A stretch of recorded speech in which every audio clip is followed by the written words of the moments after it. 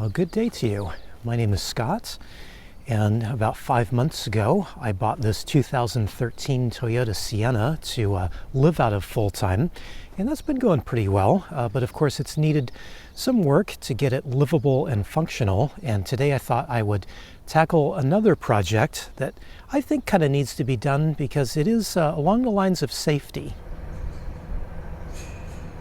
And what I mean by a safety item is, of course, a dash cam. Now, I bought this dash cam right after I bought this van, but I'm just now getting it installed, and I have one more big piece of installation that I think will make the dash cam a lot more usable and add to the safety factor of it.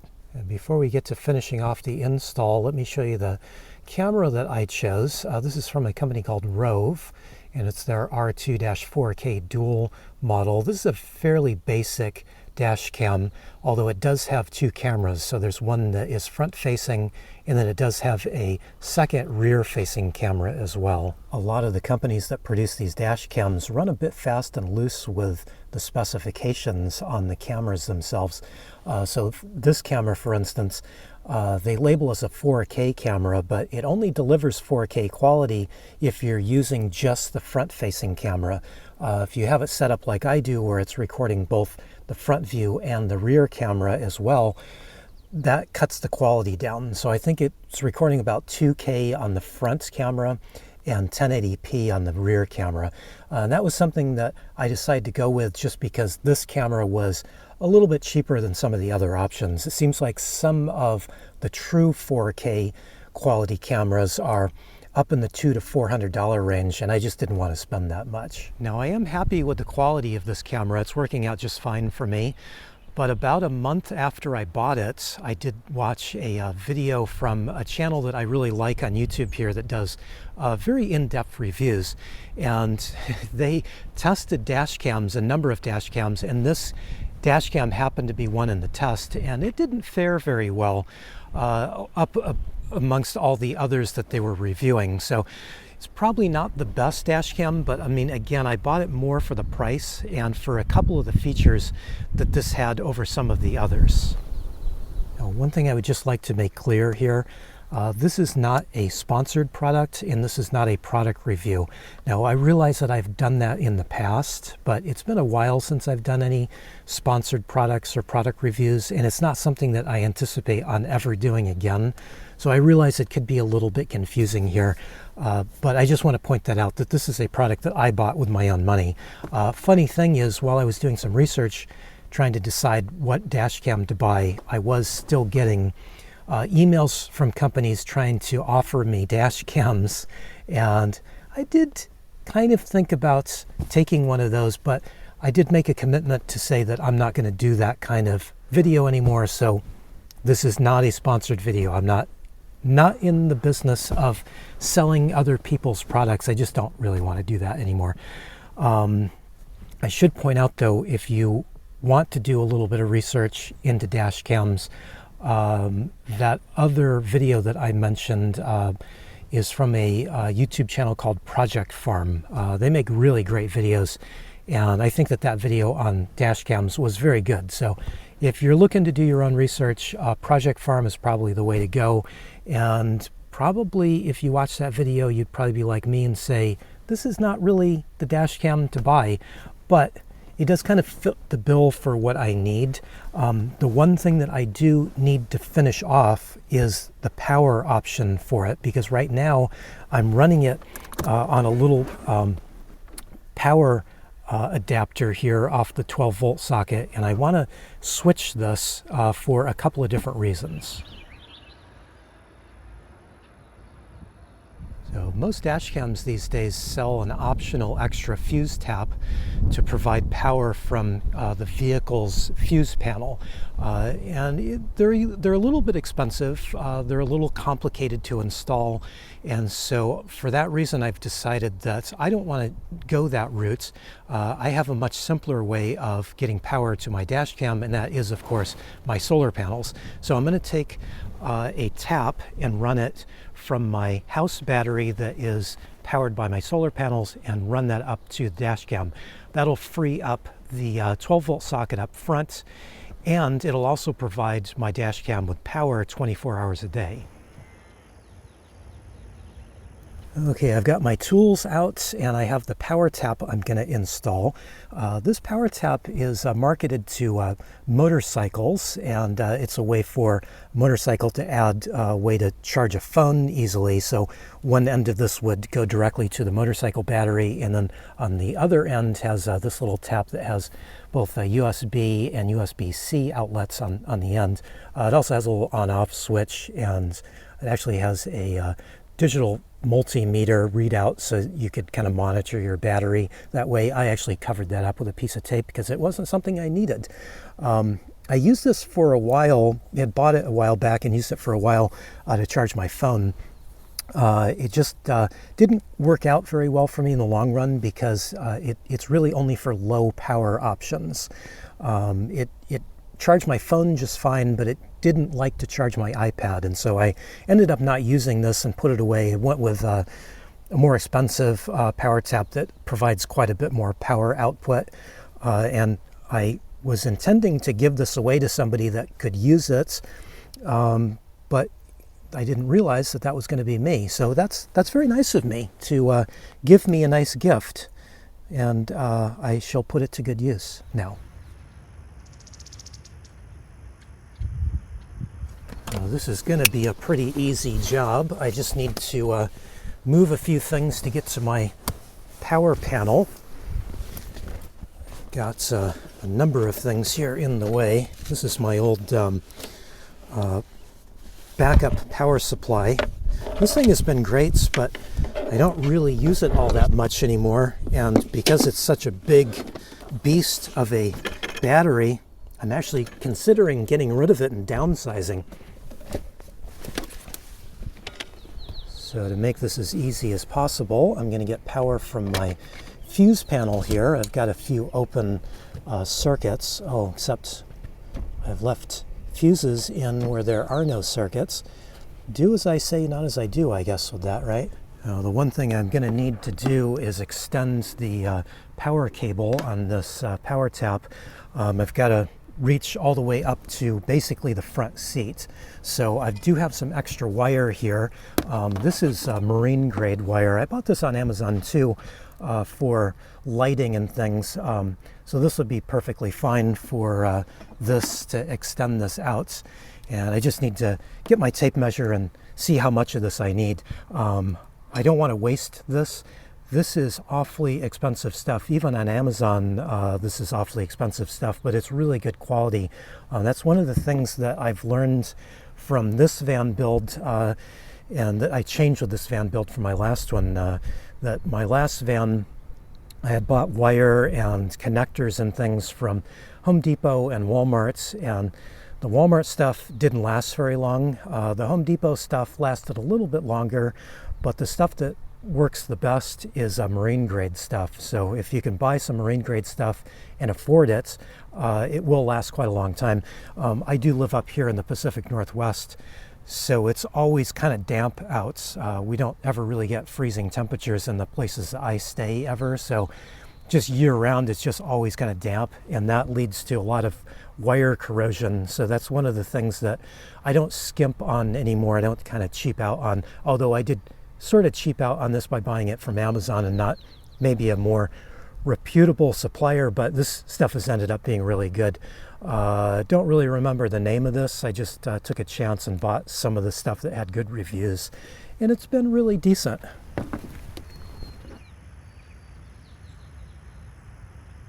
Okay, I did not plan this out very well. I've got this big bag of electrical connectors and electrical stuff.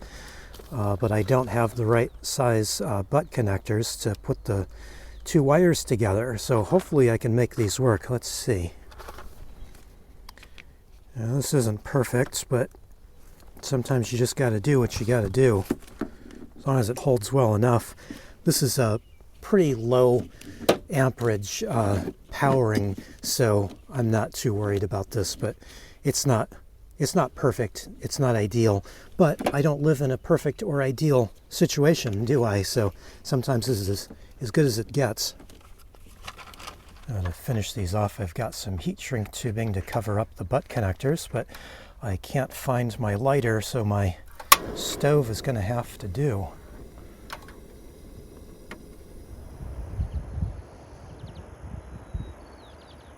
I got a new roommate. I don't want you in here. Come on, man. You're not allowed. Where'd you go? Oh, it flew out. Okay, it heard me. It has been a surprisingly chilly day here today. It's always very nice up here. This is a spot I come to quite often. We're at the Lost Coast, and that is Centerville Beach down below us. So we're just outside of the town of Ferndale. I come out here so often, this kind of feels like my backyard.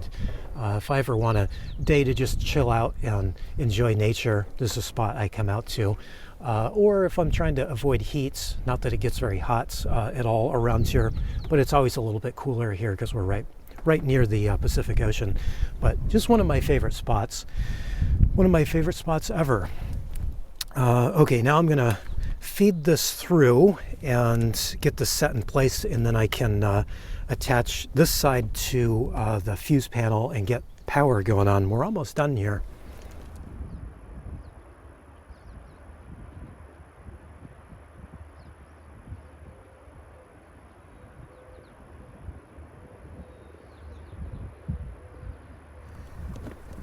So I made sure to give myself a little bit of extra slack on the cable because this is a temporary fuse panel in a temporary spot. I have no idea where this is going to go actually, so want to give myself a little bit of extra cable. That's all of these things have extra cable because this fuse panel will get moved somewhere eventually, hopefully soon.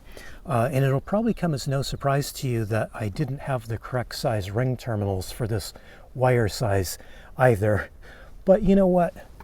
We're getting this done. We're making it work. Okay, this should have power as soon as I plug it in. You watch the dash cam, see if it comes on. Oh, I guess it does take a minute normally. No, I've done something wrong now, haven't I? Okay, I've just had an aggravating few minutes here. You might not believe this, but this little charger is dead. So I didn't think to try it before I did all this wiring because it worked when I put it away, but it doesn't work now. At first I thought my wiring was bad because I'm not very good at electrical stuff. I mean, you could probably tell, but it's not the wiring, it's the unit itself. So here I thought I was getting a good gift.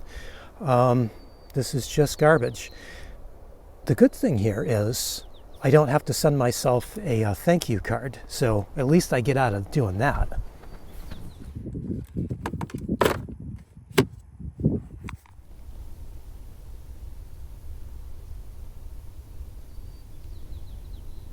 Well, that's a slight bummer, but all in all, not a terrible thing. It was going to be out here anyway, and this didn't take me a whole lot of time to do this. It was just a little bit of wasted time running that wire and all.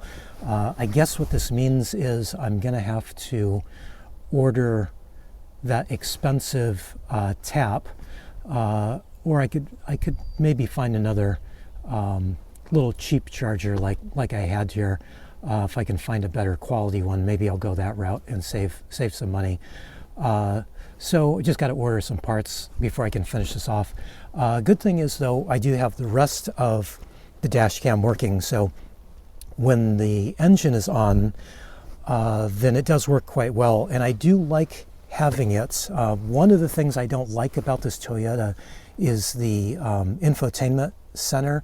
So it's a radio and navigation as well as a backup camera, and it's nice that it has that, but none of those things work very well. And the worst of it is the backup camera. It's very sluggish. When I put it into reverse, it takes a long time to come on. So a lot of times if I'm in a busy area, I put the van into reverse and then I kind of sit and wait for the backup camera to come on. Where this dash cam, since it's running all the time as soon as my engine is turned on, I have a clear view behind. Now it is a very small screen. That's one of the downsides to this dash cam. The screen is pretty tiny, but it's actually a better screen than the rear view camera that comes with the Toyota. So, you know, it still is giving me functionality. It's just that I would kind of like to be able to have it run all the time just for some extra security. And that was one of the things I was going to kind of talk about is if I do run it 24/7, having it hooked up to my solar, because it won't ever turn off that way. As long as it's got power, it'll just stay running. So it acts like a security camera. And there are times at night I'll wake up, especially if I'm in a town or a city that I'm not familiar with. Sometimes I hear things and I kind of wonder, like, what is that? And either I can take my window coverings down and peek out, or the way I did it with my old dash cam is I would just open up the app to the dash cam and get a live view of what was going on outside. So that was kind of the way I wanted to run this one as well. It just makes it a little bit easier. I can just grab my phone instead of having to get up out of bed to look out a window. So that's kind of the thing that I want this to work as. So I just need the parts to get it set up that way. And I do highly recommend it. It works really well that way. Plus, you know, if something does happen, you can save the recording onto your phone and then have it. You know, heaven forbid that happens. One of the downsides to having your dash cam powered 24/7 is that it does chew through the memory cards. And the way they work is they record video until the memory card is full, and then it goes back and records over the oldest video clip. So it does mean that because you're recording and re-recording over the memory card multiple times, sometimes multiple times a day, it does wear the memory cards out. So that was one of the things I found with my old one. I had to buy memory cards quite often. The thing with this dash cam, one of the reasons I wanted this dash cam was it doesn't have an internal battery in it, and that was kind of the deciding factor with this one. My old one had a lithium battery in it, and it had gone bad. So the reason I didn't take it out of my old van and move it into this van, as soon as I would unplug it from the solar, it would just die immediately. So I knew that the battery was bad, but also I was realizing that the dash cam was running really hot, and I'm not sure if that was the dash cam hot or if that was the battery getting hot. And I was just imagining that I had some bad battery that was ready to explode, and I didn't want to move it into the new van and maybe burn my new van down. So that was why I bought this one. I figured that since this one doesn't have a battery, it runs with a capacitor. That's how it runs. So it needs power in order to run, but being that there is no internal battery, no kind of, you know, dangerous lithium battery in it, I kind of thought that it was a safer option, and so that was why I chose this particular brand.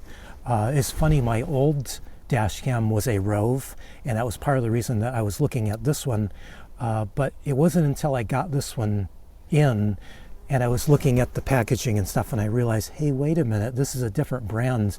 The one I had before was Rove, spelled R-O-A-V, and this one's spelled R-O-V-E. And I didn't even notice that when I was looking at stuff. So I got a little fooled with that. I was thinking I bought the other brand because it was a really good. That first one I had was really good until the battery died on it. It actually worked great, and in fact, having a non-functioning battery didn't affect the performance of it at all because I had it plugged into my solar. It always had power going to it, and so it always worked just fine. It was just that little thought that maybe the battery is bad and ready to catch on fire. That was the only bad thing about that. So anyway, there's some positives and negatives there to plugging your dash cam into your solar if you have it, but I kind of highly recommend it if you don't mind just running the wire and doing it that way. You do have to run an app, which is one of the things I don't want to do. I famously have been saying that I don't want to download another app for as long as I live, but unfortunately, if you want that functionality, you kind of have to deal with the app, and so I have another app on my phone that I've downloaded, even though I've said I don't want one. And you could probably tell I'm quite cold, even though I put my coat on. This is really a jacket. It's kind of a light jacket. With the wind going through here, it's kind of chilly. So I'm going to get some coffee going, have a little snack, and enjoy having some time in my favorite place. One of my favorite places. I think I call every place my favorite place. Just wherever I happen to be at that moment in time seems to be my favorite place. But I'm quite chilly. I am shaking. You can hear it in my voice. My voice is a little shaky because I'm shivering away. Anyway, I guess that'll be it for today. Not exactly the day I had planned. I was hoping to have this little project finished and working, but that's how things go these days. You just never quite know how it's going to go. So I'll just have to order some parts before I can finish this off. Not a biggie. Anyway, that's about it for me. Thanks for hanging out with me today, and thanks for watching. I really appreciate it.